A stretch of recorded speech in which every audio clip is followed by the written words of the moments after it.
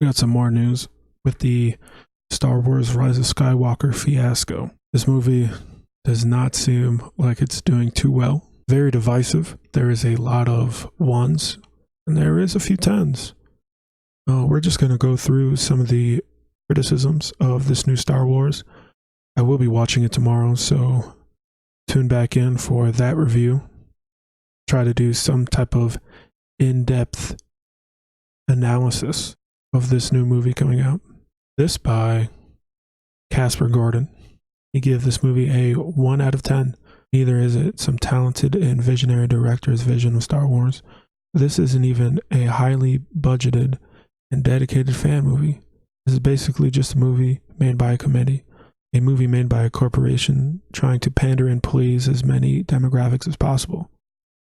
50% men, 50% women, 25% Asians, 25% Africans, etc., etc., etc. We need to get old fans back and we need to lure new young ones in. We need to introduce a certain amount of new, cute, and cool creatures, characters, and weapons and vehicles that can be sold as toys and put out in merchandise. Another user writes, I just saw it. Some people in reviews clearly don't understand that in some parts of the world, the movie is already out. All the leaks were true. It is a colossal failure. That Last Jedi was bad. Well, guess what? This is a perfect follow-up to the horror of a movie that is The Last Jedi. It gaps the plot holes that The Last Jedi created wide open.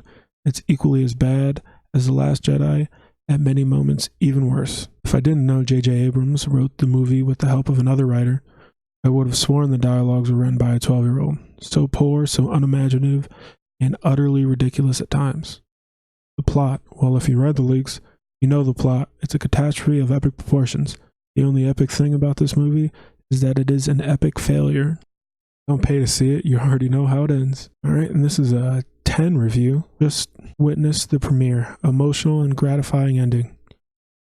I was fortunate to be a part of the premiere. I wrote this review sitting at the Powerhouse bar across the street from the Dolby Theater Fresh from the after party. It's not a BS clickbait review. I'm a true fan who grew up on these movies and I know how important they are. As a fan who deeply cares about these movies, I am satisfied. Okay. Rise of Skywalker delivers an ending that should leave fans happy and in tears. Polarizing effect of Last Jedi puts even more pressure on this movie to deliver. Yet it does. We'll see. Last night at a preview premiere in LA. As a lifelong Star Wars fan, it did not let me down. Even though I swear to The Empire Strikes Back and The Force Awakens, I must say, this is the best Star Wars movie ever made. Going to see it again as soon as it comes up in theaters. Okay. We're going to go and check out the Rotten Tomatoes. These aren't user reviews, so they might hold a little bit more weight. We'll see. It's too bad Star Wars Saga has saved the worst for last. In terms of pure narrative, it's satisfying. What it very rarely is inspired. This is a fresh review by the Rolling Stone. Okay, the final episode isn't perfect. You'll nitpick it forever with your friends, but that's the point. Star Wars isn't a movie, it's family. We're that close to it. And the infighting about what is right and wrong is as crucial as the love.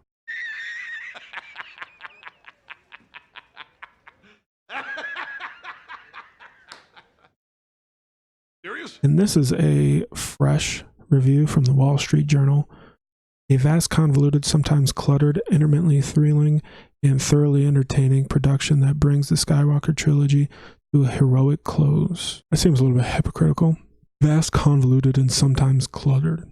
This movie hasn't even been out, and it's already divisive. We'll see.